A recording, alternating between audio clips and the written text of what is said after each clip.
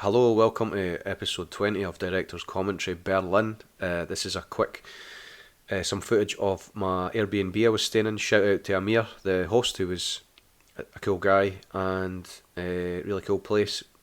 He's obviously very much into his plants, as you can see, so there's plenty of oxygen in that room. This is the Deutsche Bundestag. I can't, whatever it said there, you can go back and look at it. There's the Brandenburg Gate, which was kind of next to that building. You can see in the distance that telecom tower. You're not getting a lot of time to look at that, never mind. This is Hertha Berlin territory, one of the main football teams in Berlin. Obviously a German football team. There's loads of graffiti everywhere in Berlin.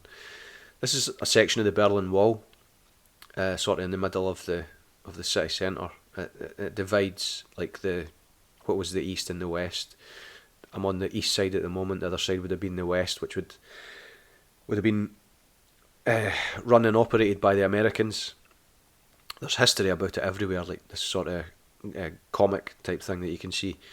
A lot of really beautiful buildings as well. The modern mixing with the, not exactly the ancient, but a lot of weird art installations as well, like this, which you could actually skate on.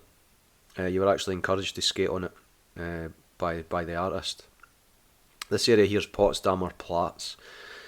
It's like essentially the kind of very centre, or maybe not the centre, but I suppose it is the centre in a way. This was in one of the museums. It's an installation by the artist Marina Abramovich, who I'm not a fan of, by the way, but let's not get into that right here. Really cool building though. Really nice. This was in the Volkswagen Museum. That's Mike, one of the guys I was along there with. And there's Alan. And it was just a sort of... it was like a weird visual sort of interactive thing. I didn't know the idea of it, but if you're really hungover, it's a really cool thing to witness. And this is the rest of the Volkswagen Museum, which is worth a wee donder round if you're into cars. If you're not, then it's probably pretty pointless, but I suppose cars are quite cool, so I quite enjoyed wandering around. This is in a place called the Upside Down. It's a sort of optical illusion place that you kind of wander through. I did get lost in a hall of mirrors in here, and nearly had a panic attack because I'm quite claustrophobic. I can't get in lifts. Although I did get into a lift on Saturday night. No, it wasn't the Saturday night. It was the Saturday night I came home.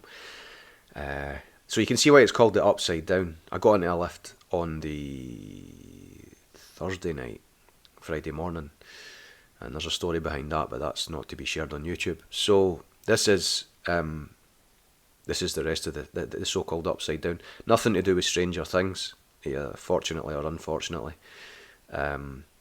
It's just a really weird, bizarre, surreal...